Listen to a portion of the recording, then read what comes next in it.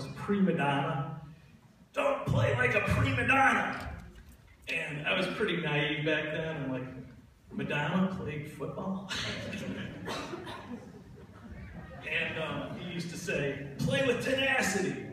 And I love that term, tenacity. I still use it today.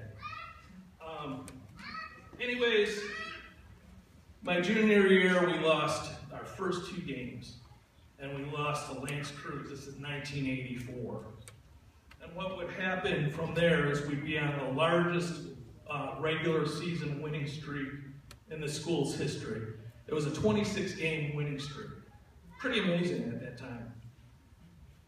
And I remember after losing to Lance Cruz, my daughter goes to Lance Cruz, by the way. She's in the audience right now. So she says, Dad, Lance Cruz is not known for his football. We're known for our band. She's in the band. And Coach Sumbera is out there in the end zone. He says, we've never lost to Lance Cruz in the history of the school. And my dad was in the stands. He'd already beat the odds, you know, with his cancer diagnosis. He's still alive 3 years later. And he says to me, hey, what was your coach yelling at? And he was giving you guys hell. And I dismissed it as, nah, it was just a pep talk. So we never lost a regular season game again until then. We ended the 1984 season 7-2. I believe we were tied for the bi-county record, weren't we? So we got our little trophies, which was pretty cool. They had the bi-county league back then. I think it's Macomb area white division or something like that. Blue. And I picked up my first varsity letter, which was cool. I finally got to wear one of those cool jackets. So for those first 3 years, I was pretty much a scout team player. When the defense was out playing, I was out playing the wide receiver. When the offense was playing, I was playing defensive halfback. I was basically a human tackling dummy. But I knew every darn play, and to this day, I still watch football, and it's a passion of mine. You do that when you're getting played both the offense and the defense. By my senior year, I looked forward to being on the special teams. However, a helmet butt to my right thigh would ground me for several weeks at the hands of Mike the Kid Miller. I guess if you're going to get injured, it may as well be by Mike the Kid Miller. This was in preseason practice. So I had limited range of motion. Meiosis ossification. In other words, in plain English, I had a calcium deposit on my thigh. But I underwent physical therapy, the non-surgical method, and I was able to bounce back from it. And I think in some ways this inspired to keep my dad to keep going. At times I almost wanted to quit. I said, what's the point? And my dad said, you made a commitment and you will go to practice. So that was it. I went to practice right after the physical therapy. I'd watch it from the sidelines. But 6 weeks later, I astounded the physical therapist and the doctors. I rebounded from the injury, and I took to the practice field again. My dad's cancer got worse. He had survived 5 cancer surgeries. He lived over 4 years surpassing the original diagnosis. And we used to toss the pigskin around in the front yard. And I think these were some of the best times that I remember about my dad. I found out he was a first-string tackle on his football team. Never told me about it. So 2 regular season games passed. Still, I'm waiting to get into a darn game. But it was a crisp fall afternoon, and it was a north-south game. The date was November 2nd, 1985. It was a Saturday, and we didn't have lights on the field back then, gents. And we were at Grosse Pointe South High School. And we were winning by a huge margin, 37-0. And then finally Coach Sumbera turns to me and he says, "Farrell, get in the game." So the first snap, it flew over my head and it flew over the Grosse Pointe South wide receiver's head. And the ball was grounded, nothing big happened. The second snap, the ball bounced off my fingertips as I jumped up, and I was able to break up the pass, which was cool.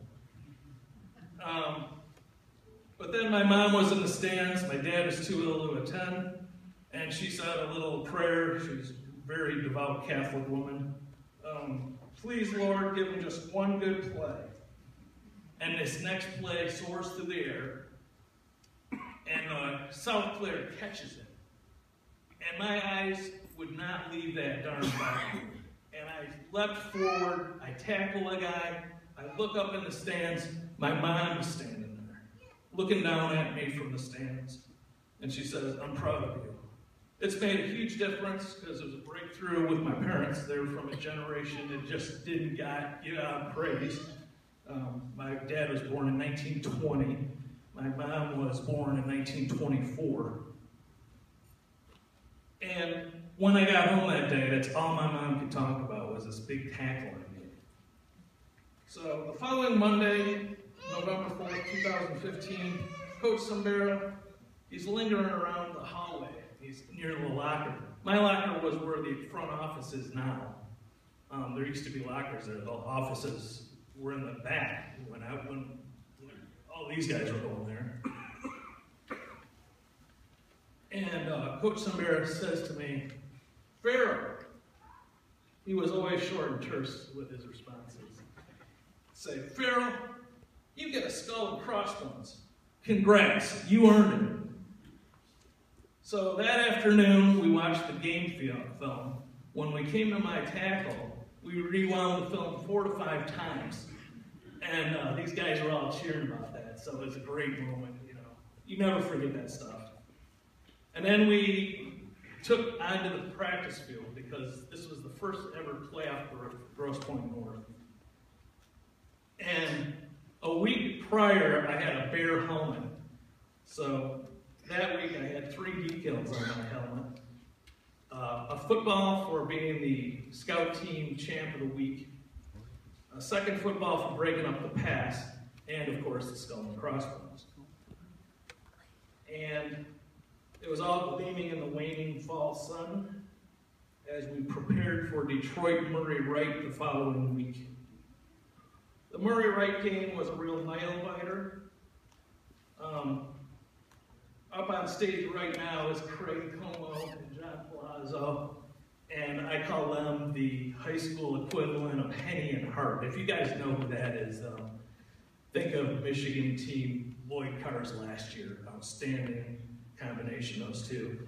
But Craig snaps a Hail Mary pass, John catches it on the 1-yard line, and we end up winning the game in the last seconds of the game, 19-18, right? Yep. Thanks, Coach. So, the following week we took on Catholic Central. We traveled to Lincoln Park High School, neutral territory I call it. Unfortunately, we lost the game. However, we ended the season. We were ranked number 8 in the Free Press poll.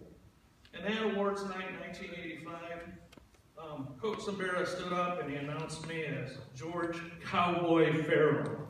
And I got the Scout Team Champ Award for the year. The team votes on that. I still got that darn trophy. And since that time, I've been in the Marine Corps Reserve 6 years.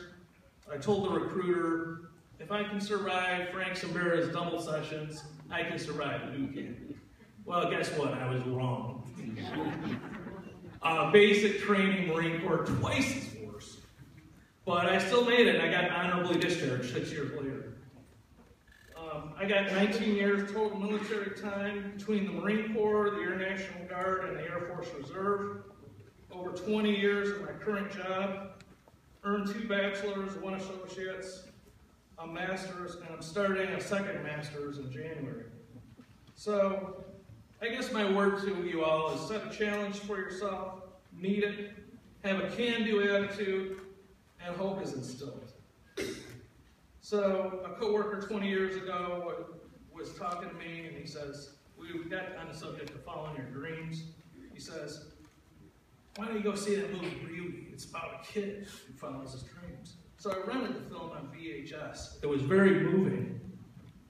And I showed the film to my mom and my sister, and my mom said, oh my gosh, that film is about you. And it nearly paralleled my own life 10 years earlier. And this past summer, I met the real Rudy Rudiger at Fishbones, and I got his autograph with my 2 daughters.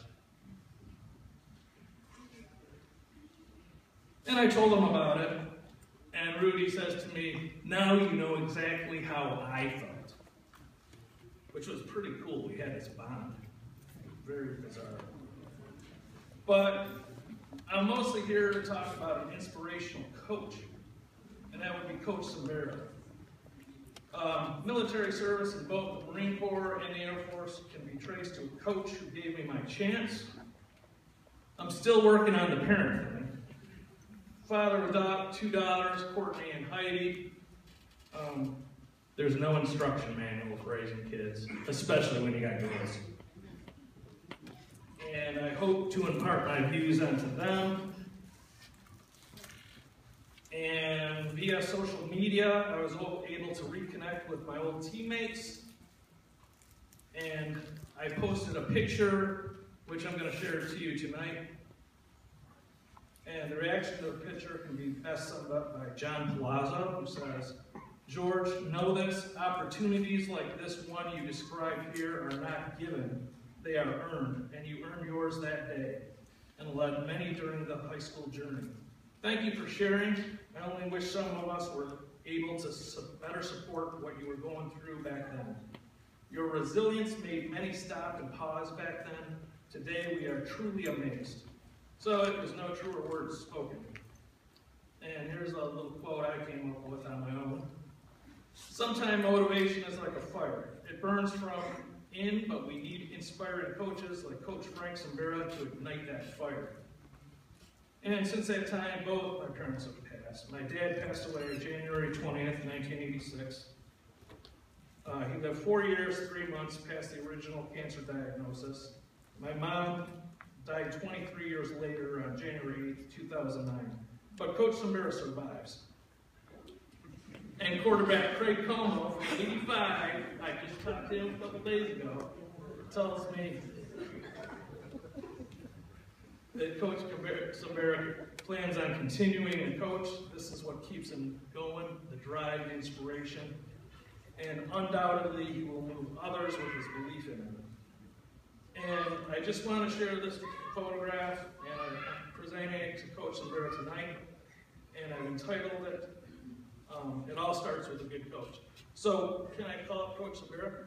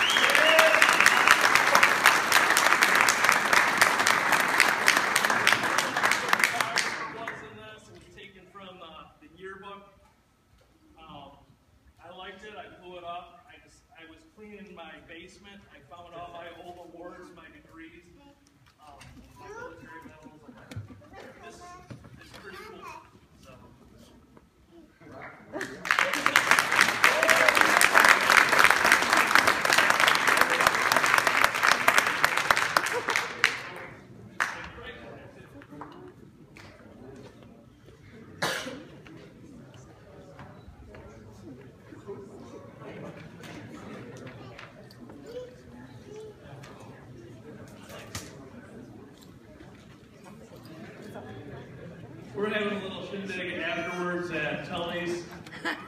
When I came out here, Coach Sumbera gave me this look. I think I know that guy, but I didn't want to say anything. Thank you.